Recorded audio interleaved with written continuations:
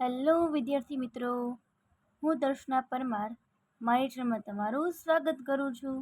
તમે જોઈ રહ્યા છો રાહદર્શ એજ્યુકેશન, જેમાં આજે આપણે ભણવાના છીએ ધોરણ 8 વિકાસ અસાઇનમેન્ટ સોલ્યુશન દ્વિતીય સત્ર, બરાબર, દ્વિતીય પરીક્ષા માટે 2025 માટે પ્રકરણ 11 પ્રશ્ન 5 આપણે પહોંચ્યા હતા. બરાબર, ચલો શરૂઆત કરીએ. જો એમાં આ જે પ્રશ્ન છે એમાં એવું કીધું છે કે આ જે આપેલી રકમ છે ને એ સમપ્રમાણમાં છે કે નથી એ આપણે દર્શાવવાનું છે. બરાબર, તો આ અહીંયા લખી નાખું. ચલો, આપેલ માહિતી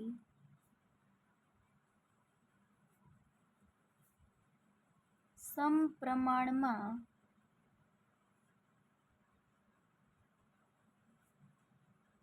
છે કે નહીં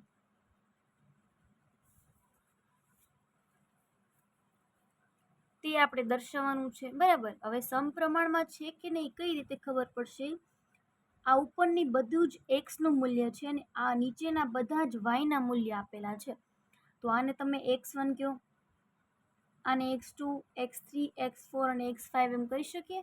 તો ચાલો અહીંયા લખું છું x1/y1 તો 20/50 થાય. બરાબર, 0 0 નીકળી જાય તો 2/5 જવાબ મળ્યો. એ જ રીતે x2/y2 24/60, 12 દુ 24, 12 5 60, 12 નીકળી ગયા તો 2/5. જો સમાન જવાબ આવશે બધાયનો તો જ આપેલ માહિતી સમપ્રમાણમાં હશે, નહીતર હશે નહીં. x3/y3 28/70, 14 દુ 28, 14 5 70, 14 નીકળી જાય 2/5. એની પછીની રકમ છે એ જોઈએ. ચલો, એની પછીની કઈ રકમ છે? x4 અને y4 લ્યો જોઈએ.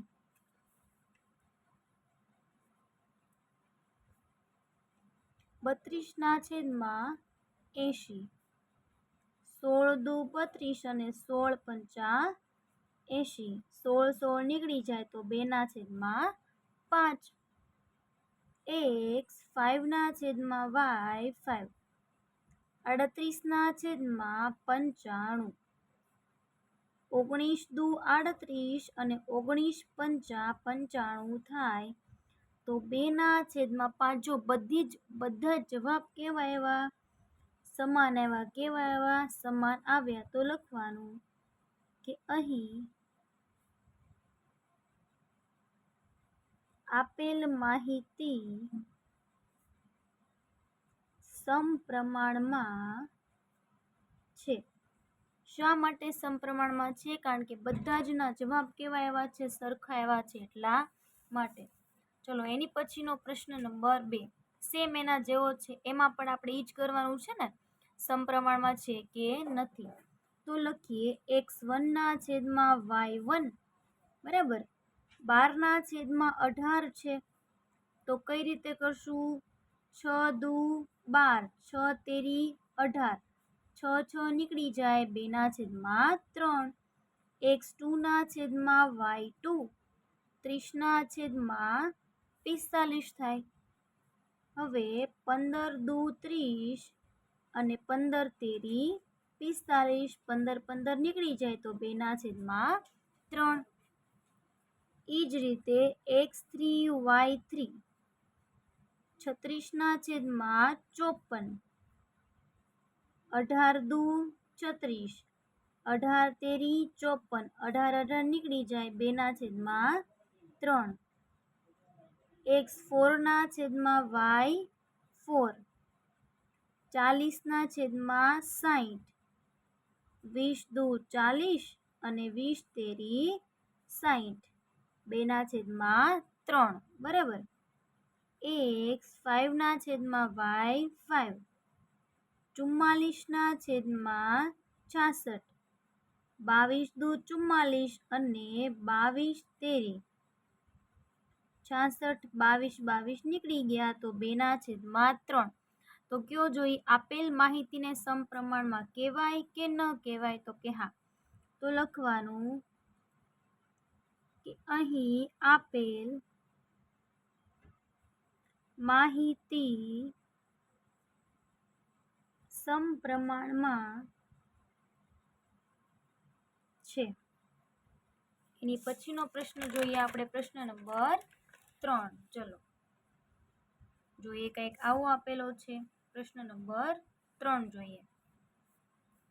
જો શું કીધું છે એમાં એ જ રીતે છે, કરતા જઈએ. ચલો x1 ના છેદમાં y1, તો 8 છે ને, 8 ના છેદમાં 16. ઓકે, હવે 8 ના છેદમાં 16 છે, તો 8 દુ 16 થાય. તો 1 ના છેદમાં 2 જવાબ આવ્યો. x2 ના છેદમાં y2, 18 ના છેદમાં 54. બરાબર. તો હવે કયા કયા બે વડે થઈ જશે? 18 અને 54 છે, 3 વડે ભાંગી શકાય બેયને.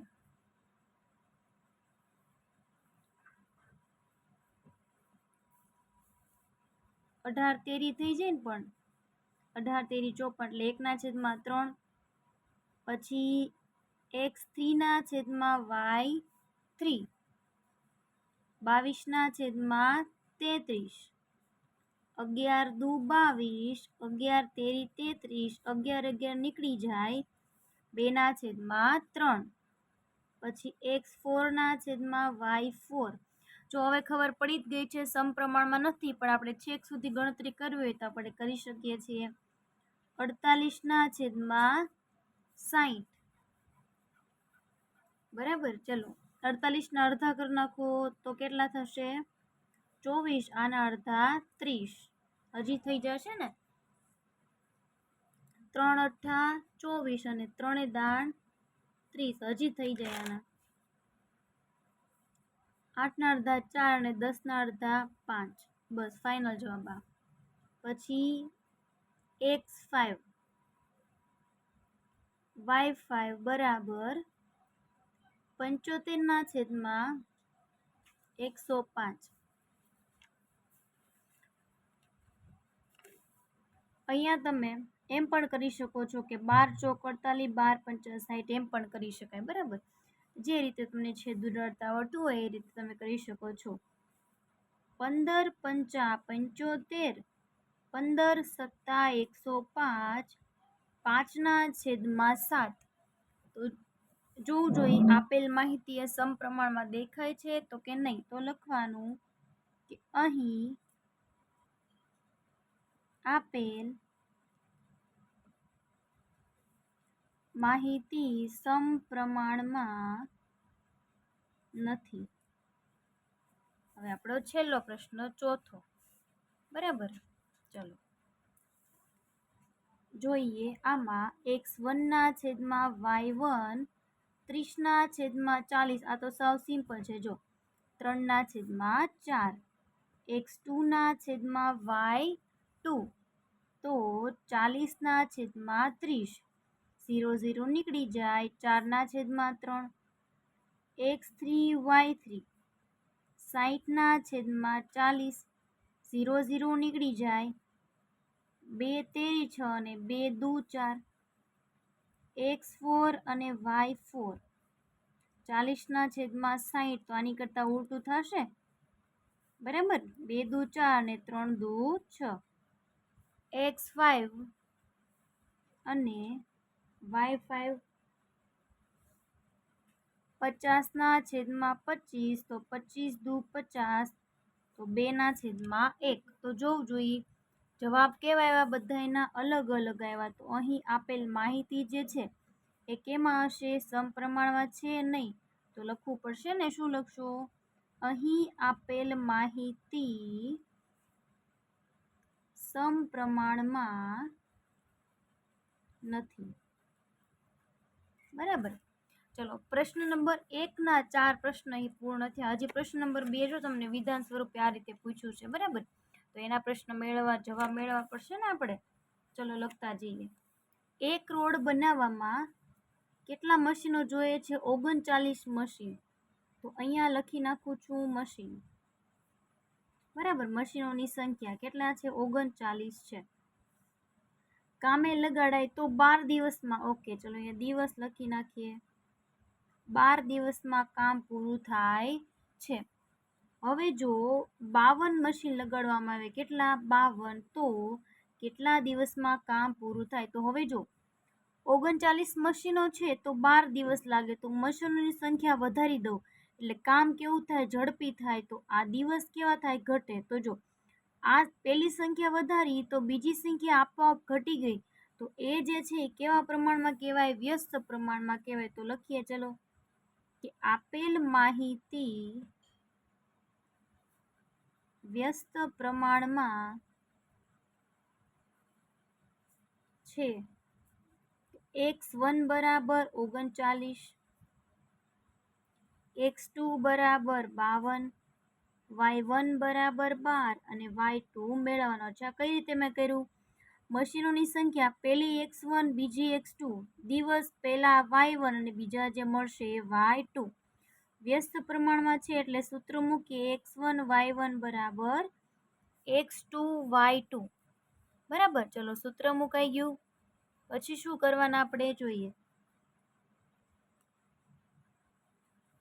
y2 મેળવવાના છે.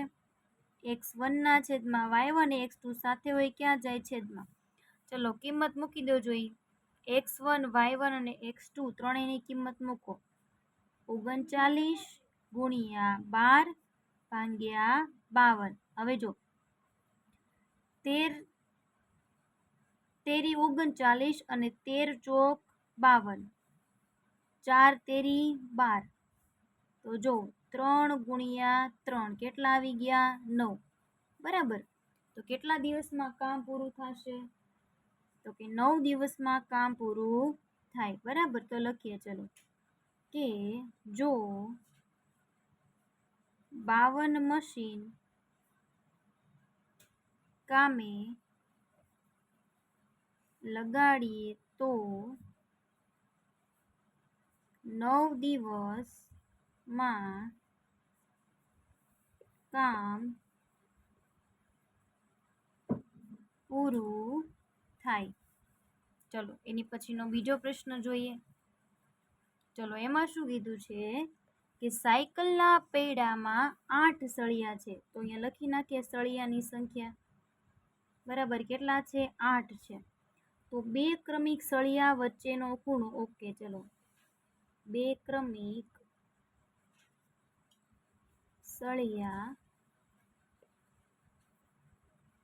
વચ્ચેનો ખૂણો કેટલો બને છે? 45 બને છે. કેટલો? 45. ઓકે, જો 12 સળિયા હોય ત્યારે કેટલો ખૂણો બને? તો કે જો 8 સળિયા છે તો 12 બને, તો સોરી 45 બને છે. તો સળિયાની સંખ્યા કેવી દઉં? વધારી દઉં છું. જેમ સળિયાની જે સંખ્યા હોય એ વધે એમ ખૂણો કેવો બનતો જાય? નાનો નાનો બનતો જાય સાયકલના આરામાં. તો એ પણ કેમાં થયું? વ્યસ્ત પ્રમાણમાં. તો આપણે શું લખવાના? પહેલા કે આપેલ માહિતી, શું લખવાનું છે કે આપેલ માહિતી વ્યસ્ત પ્રમાણમાં છે. તેથી x1 બરાબર 8, x2 બરાબર 12, y1 બરાબર 45 અને y2 બરાબર મેળવવાનું છે. સૂત્ર મૂકવું પડશે ને પહેલા. x1 y1 બરાબર x2 y2. y2 આપણે જોઈએ છે x1 y1 ના છેદમાં x2. x1 8, y1 45. તો x2 કેટલા છે? 12 છે. બરાબર, ચલો 4 દુ 8 અને 4 તેરી 12 અને 15 તેરી 45, 15 દુ 30. તો y2 બરાબર કેટલા આવ્યા? 30. તો હવે તમે લખશો શું? છેલ્લી લાઈન શું લખવાની? તો લખવાનું કે તો ક્રમિક સળિયા વચ્ચેનો ખૂણો ત્રિશંશ હોય. પ્રશ્ન નંબર 3 જોઈએ.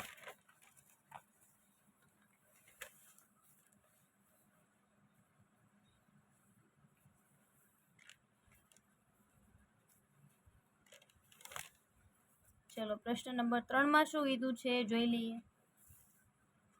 800 કિલોમીટરનું અંતર કાપવા એક ટ્રક 80 કિલોમીટર કલાકની ઝડપે દોડે છે. કેટલી કલાકની ઝડપે દોડે છે? 80 કલાકની ઝડપે દોડે છે. આ ટ્રકને તે સ્થળે 2 કલાક વહેલા પહોંચવું છે તો ઝડપ કેટલી કરવી પડે? તો પહેલા તો આપણે સૂત્ર મૂકી દઈએ. બરાબર, ઝડપનું સૂત્ર શું છે? અત્યારે આમાં આપણે ઝડપ આપી છે, હા 80 કિલોમીટર. અંતર આપ્યું છે તો સમયનું સૂત્ર મૂકવું પડશે ને, તો સમય બરાબર અંતરના છેદમાં ઝડપ થાય. ઓકે ને? ચલો, તો સમય બરાબર અંતરના છેદમાં ઝડપ. આ સૂત્ર આપણે શા માટે મૂક્યું છે? કેમ કે આપણે સમય મેળવવાનો છે, અંતર અને ઝડપ આપણને આપી છે. બરાબર, અંતર કેટલું છે? 800. ઝડપ કેટલી છે? 80. 0 0 ગયા, 8 દાણ 80. તો સમય કેટલો આવ્યો? 10 કિલોમીટર. અરે સોરી, સમય છે ને, તો કલાક એકમ જે છે એ કલાક આવવાનો ને. આ જે મેળવ્યો આપણે સમય મેળવ્યો, તો 10 શું આવી? 10 કલાક મળી આપણને. બરાબર, ઓકે. ચલો, હવે આપણને એને શું કીધું કે 2 કલાક વહેલા પહોંચવું છે. શું કરવું છે? 2 કલાક વહેલા પહોંચવાનું છે. તો હું આમ કરી દઉં કે 2 કલાક વહેલા પહોંચવા માટે ઝડપ કેટલી રાખવી પડે એમ કીધું છે ને, તો ઝડપનું સૂત્ર શું થાય? અંતરના છેદમાં સમય. અંતર કેટલું છે? 800 છે. સમય કેટલો હતો? કે 2 કલાક વહેલા પહોંચવું છે. બરાબર, તો અહીંયા 10 લાગ્યો તો 2 ઘટાડી દઈએ એટલે 8 કરી દઈએ. બરાબર, તો ચલો કેટલું આવ્યું? 100. તો ઝડપ બરાબર કેટલો જવાબ આવ્યો તમને? ઝડપ બરાબર 100 કિલોમીટર પ્રતિ કલાક. તો આપણે કેટલી ઝડપ રાખવી પડશે? તો કે ઝડપ 100 કિલોમીટર પ્રતિ કલાકની હશે. બરાબર, તો આપણે 2 કલાક વહેલા પહોંચી શકાય. બરાબર, નહીતર પહોંચી શકાશે નહીં. એટલે એમાં જવાબ આવશે 100 કિલોમીટર પ્રતિ કલાક. એની પછી પ્રશ્ન નંબર 4 જો. એમાં શું કીધું છે? જો 80 કિલોમીટર પ્રતિ કલાકની ઝડપે જતી મોટર કારને 720 કિલોમીટર અંતર કાપવાનું છે. અંતર કેટલું આપ્યું છે? 720. જો હવે મોટર કાર 90 કિલોમીટર પ્રતિ કલાકની ઝડપે દોડાવે તો તેટલું જ અંતર કાપતા કેટલો સમય બચે એમ કીધું છે. તો ચલો સૌથી પહેલા સમય જ મેળવી લઈએ. સૂત્ર શું છે? અંતરના છેદમાં ઝડપ આવશે. હવે સમય આ બાજુ છે તો ઓકે, ચલો ઝડપ મેળવવાની છે. બરાબર, અંતરના છેદમાં ઝડપ. અંતર કેટલું છે તમારી પાસે? 720. બરાબર, ઝડપ કેટલી છે? 80. 0 0 જાય, 72ના છેદમાં 8 એટલે 8 9 72. કેટલી કલાક આવી? 9 કલાક આવી. કેટલી કલાક? 9 કલાક. હવે શું કીધું? તો કે વધેલો સમય. જો હવે મોટર કાર 90 કિલોમીટર પ્રતિ કલાકની ઝડપે દોડાવે. બરાબર, તો એના માટે આપણે સમય મેળવવો પડશે. બરાબર, કોના માટે? 90 કિલોમીટર પ્રતિ કલાક માટે.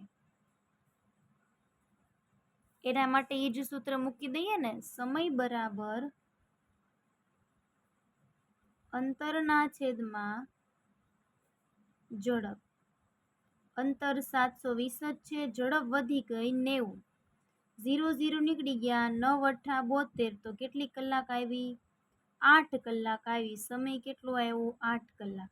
તો એની ઝડપ પહેલા કેટલી હતી? તો કે એની ઝડપ પહેલા હતી 80 કિલોમીટર પ્રતિ કલાકની. બરાબર, તો એને 9 કલાક લાગે. તો એને શું કરે છે?